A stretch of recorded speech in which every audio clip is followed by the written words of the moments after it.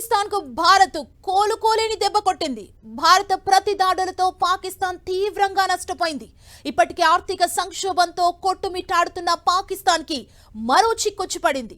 భారత్ లో యుద్ధానికి దిగిన పాక్ కి ప్రపంచ దేశాల నుంచి ఆర్థికంగా మద్దతు కోల్పోతుంది.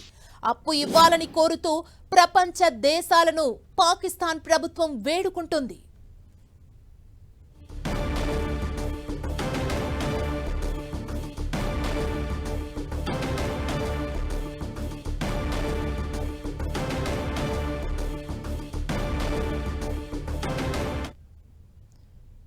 పాకిస్తాన్ ఎత్తులను భారత్ ఎప్పటికప్పుడు చిత్తు చేస్తుంది. పాకిస్తాన్ కి దెబ్బ మీద దెబ్బ తగులుతుంది. ఓవైపు పాకిస్తాన్ పై ఇండియా అటాక్ చేస్తుంటే మరోవైపు బలూచిస్తాన్ కూడా ఓవైపు దాడి చేస్తుంది. పాక్ ఉక్కిరి బిక్కిరవుతుంది. అండ్ ఇంకొకటి ఏంటంటే పాక్ అప్పివ్వాలని చెప్పి మిగతా దేశాలని కోరుతున్న సిచ్యువేషన్ కూడా ప్రెసెంట్ మనకు కనిపిస్తుంది. అంటే పాక్ దీన స్థితికి అప్పుడే చేరిపోయిందా అని అందరూ చర్చించుకుంటున్నారు. అండ్ మనతో పాటు జాయిన్ అవుతున్నారు మాజీ వింగ్ కమాండర్ జగన్మోహన్ మంతెన గారు. నమస్తే అండి. అండ్ చూసాం పాకిస్తాన్ అప్పు కోసం ప్రాధేయపడుతుంది పక్క దేశాలపై. ఎలా చూడాలి? ఎలా చూడాలంటే ఆ స్టేట్మెంట్ చదివితేనండి,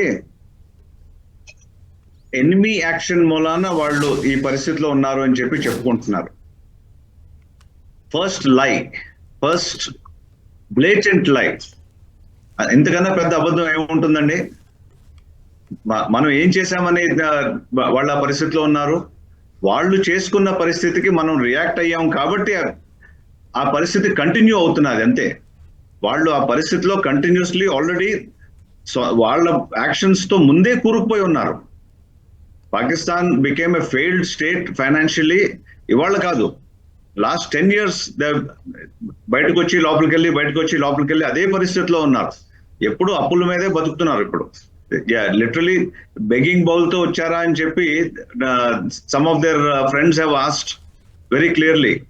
అండ్ వీళ్ళు ఆ భాషను కూడా యాక్సెప్ట్ చేసి, అవును మేము బెగ్గింగ్ బౌల్ తోనే వచ్చాము.